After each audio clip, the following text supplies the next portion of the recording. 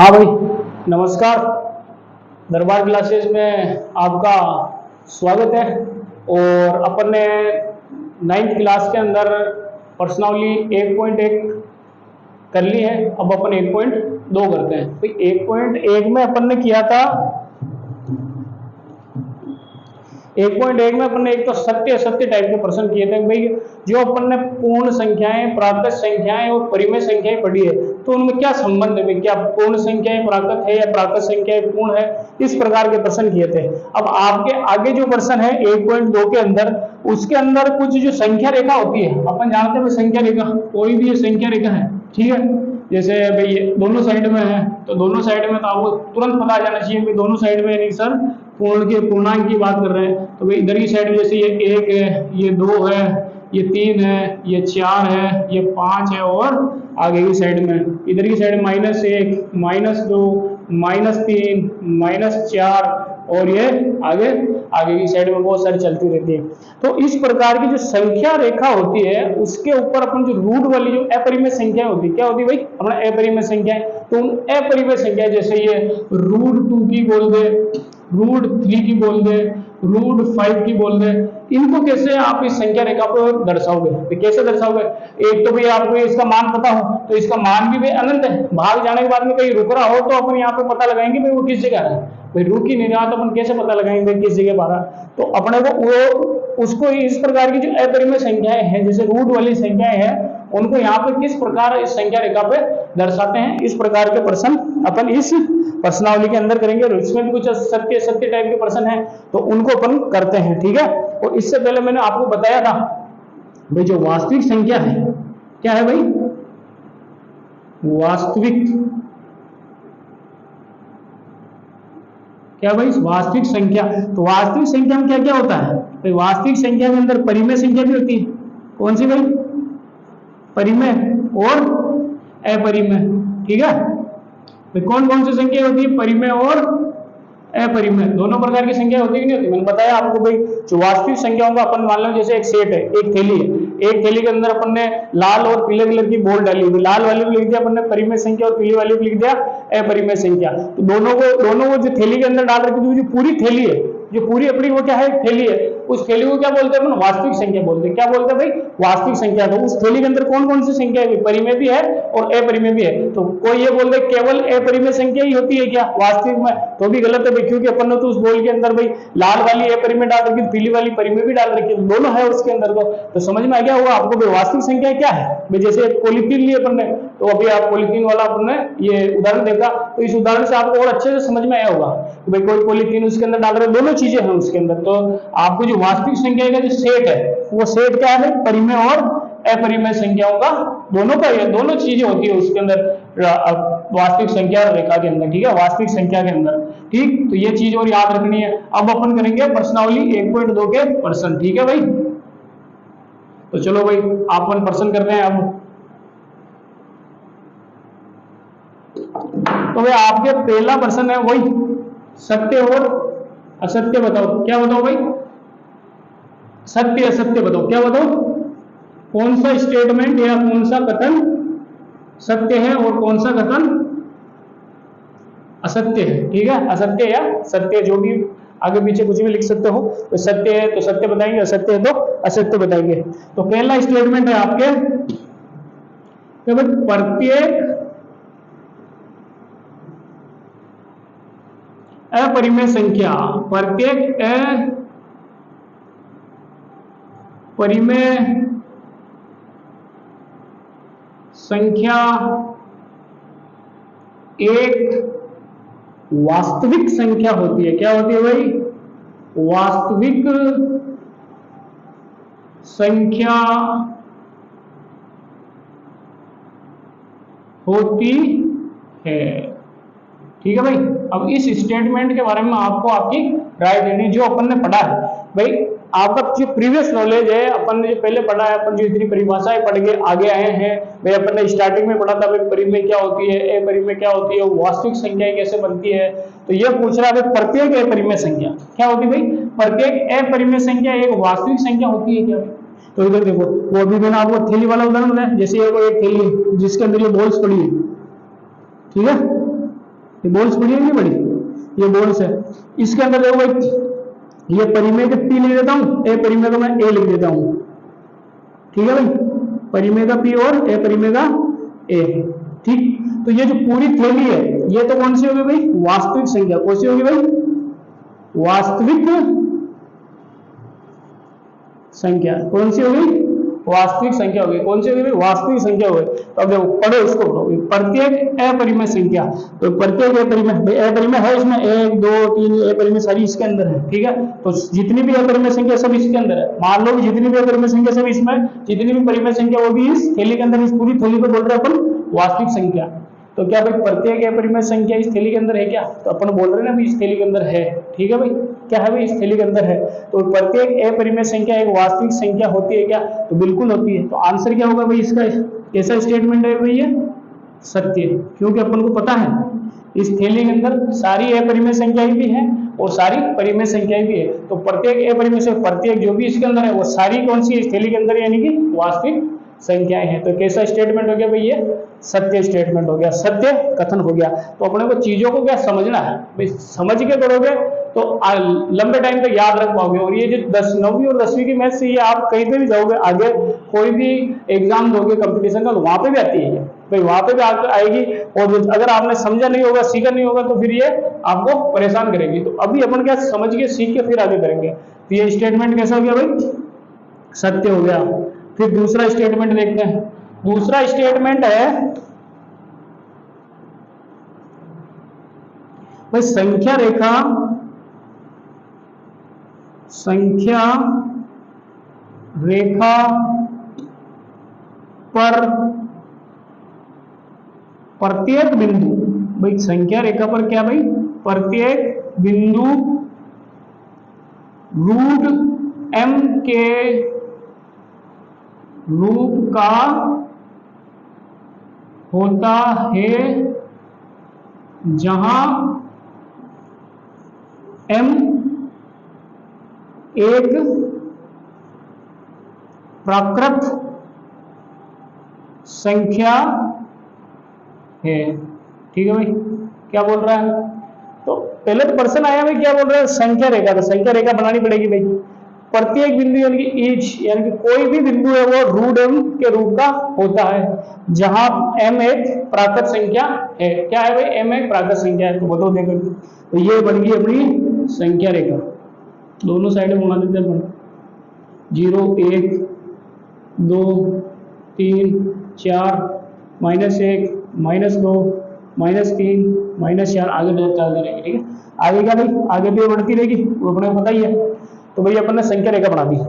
अब ये कह रहा है कि संख्या रेखा पर प्रत्येक बिंदु, यानी कि ये 1 है, ये 2 है, ये 3 है, ये 4 है, ये भी इसी संख्या रेखा का बिंदु है, ठीक है भाई। तो संख्या रेखा का प्रत्येक बिंदु रूट m के रूप का होता है। तो कभी ये सारे रूट m के रूप के हैं क्या, मान लो भाई देखो, इसको रूट m के लिखूंगा, इसको रूट में लगाऊंगा, इसको रूट के अंदर लगाऊंगा, और रूट के अंदर जो m लिखा हुआ है, m क्या है भाई, प्राकृत संख्या है। क्या है भाई, प्राकृत संख्या। क्या बोल रहा है ये, प्राकृत संख्या। और अपन जानते हैं प्राकृत संख्या कौन सी होती है, 1 2 3 और अनंत तक, ठीक है भाई। कहां तक होती है, अनंत तक होती है। तो भाई 1 2 3, अब रूट के अंदर देखो ये रूट है, मैं 1 रख देता हूं, तो 1 के अंदर तो ये 1 आ जाएगा ना, बाहर आ जाएगा 1, ठीक है। तो ये रूट 1 का प्रकार का नहीं है। फिर देखो भाई रूट 2 रख देता हूँ, हाँ ये भाई रूट 2 प्रकार का है भाई, ठीक है। फिर रूट 3 रख देता हूँ, तो चलो भाई ये भी रूट 3 प्रकार का है। फिर देखो 4 रखता हूँ, तो 4 रखते बाहर क्या आ जाएगा, 2 आएगा कि नहीं आएगा, आएगा कि नहीं आएगा। 4 का रूट मतलब स्क्वायर रूट क्या होता है, 2 होता है, यानी कि वर्गमूल क्या 2 होता है। तो देखो हर जगह थोड़ी आ रहा है रूट के, रूट की फॉर्म रूट में थोड़ी आ रही है हर जगह। हर भाई 4 आ जाए तो उसकी जगह आ जाएगी ये, आगे की साइड में 16 आएगा तो 4 आ जाएगा। अपने को पता है भाई स्क्वायर की संख्या भी तो आएगी ना। तो ये जो स्टेटमेंट है ये तो बोल रहा है प्रत्येक बिंदु रूट m प्रकार का। कैसा बोल रहा है, प्रत्येक बिंदु रूट m प्रकार का, m की जगह आप कोई भी प्राकृत संख्या रखो। तो भाई मैंने m की जगह 1 रखा तो 1 आया, तो ये तो रूट m प्रकार का नहीं रहा। हाँ भाई 2 रखे जब आया, 3 रखे जब आया, लेकिन 4 रखते फिर नहीं आया। तो प्रत्येक तो नहीं हो सकता, ईच ये बोलता है भाई कुछ, ये बोलने पता जैसे भाई कुछ हो, कुछ बोलता तो हाँ अपन मान सकते थे, लेकिन भाई प्रत्येक को तो अपन नहीं मान सकते। तो ये स्टेटमेंट कैसे हो गया भाई अपने, असत्य हो गया भाई। कैसा हो गया, असत्य हो गया, ठीक है भाई। आ गया समझ में, तो समझ के करो, ठीक है भाई। अपन अब अगला स्टेटमेंट करते हैं। सत्य सत्य का अगला स्टेटमेंट समझ में तो आ रहा ना भाई आपको? भाई मजा लेके पढ़ना है भाई। मैं तो भाई बोल रहा हूँ गणित के अंदर अपन मजाक भी करेंगे, लेकिन देखो भाई गणित के अंदर यूं है तो भी अपन पढ़ रहे हैं अभी, तो आपको मजा लेना है, इंटरेस्ट जगाना भाई। गणित के अंदर कैसे इंटरेस्ट जगे, कैसे अपन अंदर घुसे गणित के, कैसे इसके अंदर आनंद ले भाई। जैसे जो भी सत्य सत्य का पर्सन है उसको भी अपन डिटेल में समझ के कर रहे तो अपने को मजा आता है। और गणित की एक खास बात है भाई, गणित में जब भी आप पर्सन करोगे, अगर आपने उस पर्सन को समझ के सोल्व कर लिया, यानी कि उसका उत्तर सही से निकाल लिया, तो आपको खुद को अंदर से खुशी होगी कि भाई यार मैंने आज ये कुछ सीखा, यानी कि मैंने आज सही से एक पर्सन किया और उसको मैंने खुद सीख के समझ के और उसका उत्तर निकाला। ठीक है, तो गणित की ये क्वालिटी है, तो आपको इसके अंदर घुसना पड़ेगा और इसको समझना पड़ेगा। आनंद लो, गणित पढ़ने से डरना नहीं है। ठीक है भाई, अगला पर्सन है भाई तीसरा स्टेटमेंट क्या है भाई? तीसरा स्टेटमेंट है प्रत्येक वास्तविक संख्या। भाई क्या भाई? प्रत्येक वास्तविक संख्या एक अपरिमेय संख्या, अपरिमेय संख्या है। तो भाई वही अपने थैली वाला भाई, ये है अपनी पोटली या थैली। इस पोटली के अंदर ये बॉल्स पड़ी है, परिमेय और अपरिमेय सारी है, परिमेय सारी परिमेय इसी पोटली के अंदर है। और इस पोटली को अपन बोलते हैं वास्तविक संख्या। क्या बोलते हैं अपन भाई? वास्तविक संख्या, जिसके अंदर ये P4 परिमेय, A4 अपरिमेय, PA है, सारी है। ठीक है,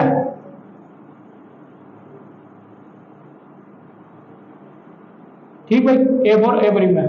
ठीक, तो ये अपन मान लेते हैं कि ऐसी एक थैली है जिसके अंदर सारी परिमेय अपरिमेय संख्याएं होती है, तो उनको अपन वास्तविक संख्या कहते हैं। अब स्टेटमेंट के ऊपर प्रत्येक वास्तविक संख्या, प्रत्येक वास्तविक संख्या यानी कि सारी ये जितनी भी है, जो सारी एक अपरिमेय संख्या, सारी अपरिमेय थोड़ी, इसके अंदर तो परिमेय भी है ना, ये देखो परिमेय भी तो है, सारी अपरिमेय थोड़ी है भाई। इसके अंदर सारी पोल्स पड़ी है, अपरिमेय लिखा हुआ थोड़ी, उन पर परिमेय लिखा हुआ भी है कुछ पे। तो ये तो स्टेटमेंट गलत हो गया कि नहीं हो गया भाई? ऑटोमेटिक गलत हो गया। ये स्टेटमेंट भी कैसा है भाई? असत्य। आ गया समझ में? अपने को ये ध्यान रखना कि भाई ये वास्तविक संख्याओं की पोटली है जिसके अंदर परिमेय और अपरिमेय संख्याओं नामक गेंदें पड़ी रहती है। तो दोनों ही प्रकार की है भाई, वास्तविक के अंदर परिमेय और अपरिमेय है, केवल वास्तविक के अंदर अपरिमेय भी नहीं है, केवल वास्तविक के अंदर परिमेय भी नहीं है। ठीक है, दोनों ही है। ठीक है, आगे समझ में अपने को? तो ये हो गया अपने स्टेटमेंट सत्य सत्य वाला। अब दूसरा प्रश्न करते हैं अपन।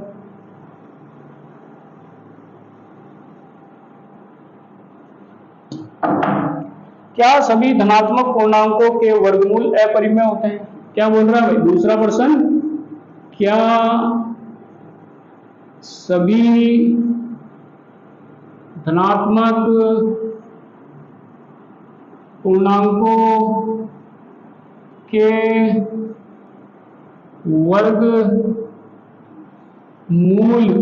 वर्गमूल अपरिमेय होते हैं? इसमें बोला है कि क्या सभी जितने धनात्मक पूर्णांक, अपने को पता है पूर्णांक दोनों साइड में चलते हैं। ठीक है, तो धनात्मक जीरो से इस साइड में, यानी कि जो प्राकृत संख्याएं हैं एक तरह से। ठीक है, जीरो तो ना धनात्मक है ना ऋणात्मक है, तो यानी जितनी भी प्राकृत संख्याएं हैं वो एक तरह से धनात्मक पूर्णांक है। तो वो धनात्मक पूर्णांक के वर्गमूल यानी कि उनका क्या स्क्वायर रूट, वर्गमूल क्या अपरिमेय संख्या। क्या भाई? अपरिमेय संख्या है। क्या होता है भाई? ये पूछ रहा है होता है कि नहीं होता है। और यदि नहीं भाई, अगर नहीं होता है, क्या बोल रहा है भाई? यदि ये स्टेटमेंट जो अपन बोल रहे हैं ये नहीं है, तो एक ऐसी संख्या के वर्गमूल का उदाहरण दीजिए। तो एक ऐसी संख्या के वर्गमूल का उदाहरण दीजिए भाई, वर्गमूल का उदाहरण दीजिए जो एक परिमेय संख्या है। ठीक है भाई, तो देखो अब अपन इसको करते हैं। क्या बोल रहा है? क्या सभी धनात्मक पूर्णांक के वर्गमूल अपरिमेय संख्या होते हैं? तो देखते हैं अपन धनात्मक पूर्णांक पूर्णांक इधर भी चलते हैं, इधर भी चलते हैं, इस साइड के भी बोलते हैं अपन धनात्मक, जो होते हैं 1 2 3 4 और अनंत तक, तो इनके वर्गमूल, तो भाई 1 है, 1 का वर्गमूल क्या होता है भाई 1, 2 है, 2 का वर्गमूल क्या होता है भाई, ये √2 में रखेंगे अपन, फिर 3 है, इसको भी अपन √3 में रखेंगे, फिर ये देखो भाई 4 है, इसको क्या करेंगे भाई, 4 का क्या होता है भाई 2 हो जाएगा, नहीं हो जाएगा 2 हो जाएगा। तो क्या सभी धनात्मक पूर्णांक का वर्गमूल अपरिमेय संख्या है क्या भाई, ये अपरिमेय संख्या है, नहीं है ये तो अपरिमेय संख्या, ये अपरिमेय संख्या, लेकिन ये भी अपरिमेय संख्या नहीं है, तो सभी का नहीं होता, क्या भाई सभी का नहीं होता, ठीक है। तो अपन ये जो स्टेटमेंट है ये तो गलत हो गया भाई, सभी धनात्मक पूर्णांकों का वर्गमूल कभी भी अपरिमेय संख्या नहीं होता है भाई, कुछ का हो सकता है, सभी का नहीं होता है। अब ये बोल रहा है भाई यदि नहीं तो एक ऐसी संख्या बताओ जो वर्गमूल उदाहरण दीजिए जो एक परिमेय संख्या है, तो ये देखो भाई ये वाला उदाहरण दे देना, तो भाई ये है धनात्मक पूर्णांक, इसका वर्गमूल है 2, और 2 को अपन जानते हैं भाई 2 के नीचे 1 है, तो ये हो गया P, ये हो गया Q, P बटा Q बराबर यहाँ पर 1 है, अपना क्या नहीं होना चाहिए भाई 0 बराबर नहीं होना चाहिए, ये 2 कैसी संख्या हो गई भाई, परिमेय संख्या है क्या नहीं भाई, क्या है भाई परिमेय संख्या, ठीक है।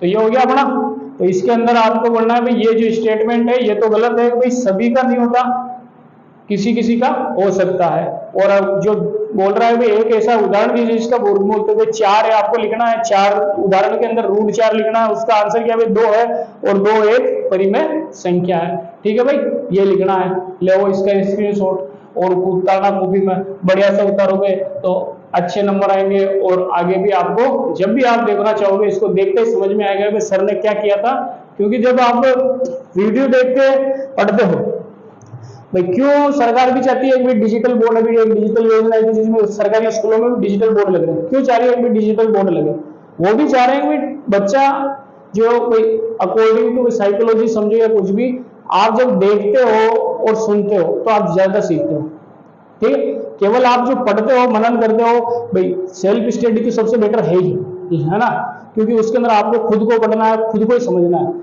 लेकिन अभी अपन छोटी क्लासों में 10वीं क्लास में तो अपन जो मैथ्स के सवाल अपन ने कभी नहीं पढ़े, तो उनको अपन अभी नहीं समझ सकते, तो उनको भी एक बार देख के सुन के समझ लिया अपन ने, तो फिर अपन क्या जल्दी जल्दी उसको अच्छे से कर पाते हैं, तो इसलिए अपन इसके अंदर आगे बढ़ रहे हैं और आपको अच्छे से करना है, ठीक है। और अपना दरबार क्लासेस का तो भाई अपन मोटो ये लेके चल रहे हैं भाई, कैसे कैसे भाई जो बच्चे हैं सरकारी, भाई आपको भी ऐसा लग रहा हो सर ने बोला था मारवाड़ी में या फिर अपनी मातृभाषा में पढ़ेंगे, तो भाई अपनी मातृभाषा का भाई जो मैं बोलता हूँ, तो मेरी जो टंग है उसके अंदर भाई जो मेरी भाषा है उसमें अपने मारवाड़ी इसका टच तो है ही, लेकिन पूरी तरह से मैं भी मारवाड़ी नहीं बोल सकता भाई, क्योंकि मैक्सिमम जो बच्चे हैं आसपास के जो भी अपने गांव के हैं भाई थोड़ी बहुत हिंदी तो सब जानते हैं भाई, थोड़ी बहुत हिंदी सब जानते हैं तो वो उसको समझ लेंगे, लेकिन बिल्कुल मारवाड़ी बोलूंगा तो जो दूसरे बच्चे हैं जो किसी शहर या छोटे कस्बे के हैं जो उनकी सरकारी स्कूलों में पढ़ते हैं तो उनको समझ भी नहीं आएगी, ठीक है। तो इसलिए अपन थोड़ा हिंदी का भी प्रयास करते हैं भाई, ऐसा नहीं है कि अपने को मारवाड़ी नहीं आती है, अपनी मारवाड़ी कमजोर है भाई, मारवाड़ी भी आती है अपने को, हिंदी भी आती है, अपने इंग्लिश में पढ़ा लेते हैं,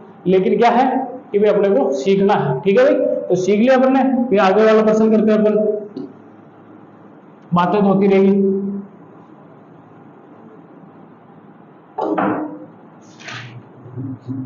दिखाइए कि संख्या रेखा पर √5 को किस प्रकार निरूपित करते हैं। प्रश्न है 3, संख्या रेखा पर √5 को दर्शाइए, ठीक है भाई। तो इसके अंदर आपको क्या करना है, √5 है, इसके अंदर एक चीज होती है कि अगर आपको n-1 का स्थान पता हो, किसका भाई n-1, और n क्या होता है, इसके अंदर जो रूट के अंदर जो संख्या लिखी हुई है वो होती है, क्या होती है भाई n-1 का अगर आपको स्थान पता है तो आप n का स्थान भी पता कर सकते हो। तो इसके अंदर n-1 क्या होगा भाई, 4 होगा कि नहीं होगा, क्या होगा 4 होगा, यानी कि √4। तो अगर √4 या 4 का स्थान पता है ना, तो अपन क्या कर लेंगे भाई, इसके अंदर 5 का स्थान भी पता कर लेंगे, जो अभी आपको समझ में आएगा, ये जो मैंने बोला ना ये अब समझ में आएगा। तो इसको करना कैसे है, आप भाई स्केल लोगे, ठीक, स्केल के ऊपर एक सीधी लाइन खींचना, ठीक है भाई, सीधी लाइन खींचिए और उसके ऊपर जो सेंटीमीटर, स्केल के ऊपर जो सेंटीमीटर है 1 2 3 उनसे पॉइंट बनाना, 1 2 3 4 5 6 7 8 ऐसे जितने भी हो उतने बना लेना। ये जो फिक्स पॉइंट रहते हैं नहीं, अपन स्केल देखा, स्केल के ऊपर पॉइंट बने हुए थे, अभी स्केल है नहीं भाई, मैं आपको दिखाता, बाकी अपना स्केल तो देख रखा, सब जानते हैं स्केल है, स्केल के ऊपर सेंटीमीटर की लाइन्स होती है, जैसे भाई ये 1 है, ये 2 है, ये 3 है, ये 4 है, ये 5 है, ये 6 है, ये 7 है, ये 8 है और ये 9 है, और इनके बीच में छोटी छोटी 10 लाइनें होती है, एक लाइन थोड़ी सी बड़ी होती है, ठीक है। तो ये क्या होती है, जैसे ये 1.5 है, ये 2.5 है, ये 3.5 है, ये 4.5 है, ये 5.5 है, ये 6.5 है, ये 7.5 है, ये 8.5 है। तो छोटी छोटी लाइन होती है 4 5, फिर एक बड़ी लाइन, फिर छोटी छोटी लाइन 4 5, फिर एक बड़ी लाइन, ऐसा होता ही नहीं होता। तो अपने क्या पहले लाइन खींचनी है, सीधी लाइन ड्रॉ करनी है, ठीक है भाई। उसके बाद में क्या करेंगे भाई, अपन 2 सेंटीमीटर भाई इसके नीचे से हटा दूं मैं,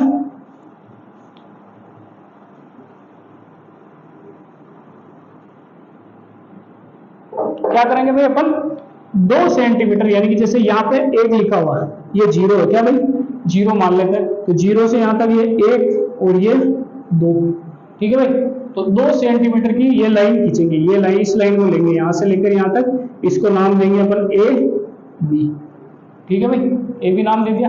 कितने की है भाई 2 सेंटीमीटर की, कितने की है 2 सेंटीमीटर। अब ये जो दूसरा पॉइंट है बी, इस पे अपने को 1 सेंटीमीटर, यानी कि 1 सेंटीमीटर ऊपर लाइन खींचनी, कितनी 1 सेंटीमीटर, इसको नाम देंगे अपन सी। ये कितनी है भाई 1 सेंटीमीटर, कितनी है भाई 1 सेंटीमीटर खींच दी। अब देखो ये 2 है, ये 1 है, तो ये वाला देखो ये इसके अंदर मिलाता है, तो यहाँ पर कितने डिग्री कोण बन रहा है 90 डिग्री कोण बन रहा है, यानी कि चित्र कौन सा बन गया, इस टाइप का बन रहा है, नहीं बन रहा। और इस प्रकार के त्रिभुज को कौन सा बोलते हैं, समकोण त्रिभुज बोलते हैं। और इसके अंदर क्या संबंध होता है भाई 2, ये 1 और ये है भाई, इसमें क्या बोलते हैं, ये 3 भुजाएं होती है, इसको बोलते हैं लंब, आधार और कर्ण, ठीक है। और इसके अंदर जो पाइथागोरस प्रमेय है, क्या है भाई पाइथागोरस प्रमेय, वो क्या बोलती है भाई, कर्ण का स्क्वायर, क्या बोलती है, कर्ण का स्क्वायर बराबर लंब का स्क्वायर प्लस आधार का स्क्वायर, ठीक है। तो देखो अपने यही चित्र बन रहा है, तो अपन इस चित्र के अंदर ये 2 है और ये 1 है, उसको लेके करते हैं। तो कर्ण ये चीज है, इसको अपने को पता करना है। तो इसके अंदर देखो लंब कितना है 1, तो ये 1 का स्क्वायर, आधार कितना है 2 का स्क्वायर, तो ये क्या होगा 1 प्लस 4 कितने आ गया भाई 5 आएगा, नहीं आए। और इधर की साइड में क्या है भाई कर्ण का स्क्वायर, तो अब देखो इधर स्क्वायर है, इधर की साइड में 5 है, अगर मेरे को मैं इधर दोनों साइड में क्या कर दूं रूट कर दूं, यानी कि दोनों का वर्गमूल कर दूं, तो इधर की साइड में 2 है घात, तो जब घात 2 होती है एक बार आता है नहीं आता कर्ण, और इधर की साइड में क्या हो जाएगा भाई √5, क्या हो जाएगा √5। तो इसका मान कितना आएगा √5 आएगा कि नहीं आएगा, आएगा √5। तो अब आपको क्या करना है, आपको जो प्रकार होगा उसका जो पिन है उसको यहाँ लगाना है और यहाँ तक चाप खोलना है। कितना भाई, जैसे ये पकड़ा और इसको यहाँ तक चाप खोल दिया, यहाँ तक चाप खोलोगे और फिर उसको यहाँ घुमा के चाप काटोगे सीधा नीचे, ठीक है। ये जहां भी कटेगा, ये जो चाप होगा ना, ये जहां भी कटेगा वो कौन सा पॉइंट होगा भाई √5 पॉइंट होगा। वो कौन सा पॉइंट होगा √5, कौन सा होगा √5। आगे समझ में कैसे करना था, वापस देखो भाई, पहले तो आपको स्केल से 1-1 सेंटीमीटर जो लाइन होती है ना उससे लाइन खींचनी है। फिर जैसे 2 सेंटीमीटर की लाइन को आपको ए बी पॉइंट देना, कौन सा पॉइंट देना ए बी पॉइंट, वो है 2 सेंटीमीटर। फिर जो बी पॉइंट है वहां से सी पॉइंट तक 1 सेंटीमीटर की लाइन खींचनी, कितनी की 1 सेंटीमीटर की लाइन। और उसके बाद में ये ट्रायंगल बन जाएगा, यानी कि समकोण त्रिभुज बन जाएगा। उसके अंदर अपने को पता है पाइथागोरस प्रमेय के अनुसार कर्ण स्क्वायर लंब स्क्वायर प्लस आधार स्क्वायर होता है, 1 का स्क्वायर 2 का स्क्वायर √5 आ जाएगा। तो ये जो कर्ण आएगा उसका मान क्या आएगा √5। अब अपने को क्या करना है, प्रकार लेना है, प्रकार की पॉइंट को यहाँ लगाना है सुई को, और पेंसिल को इतना खोल के यहाँ तक पूरा यहाँ तक खोल के ये चाप काटोगे। वो चाप जहां इस लाइन को काटेगा, अपनी जो संख्या रेखा है, क्या है भाई संख्या रेखा, संख्या रेखा को जिस जगह पे काटेगा वो पॉइंट कौन सा होगा √5 का पॉइंट होगा। कौन सा पॉइंट होगा भाई √5 का, ठीक है भाई। आगे ये क्वेश्चन समझ में, ठीक सर। करते हैं आगे।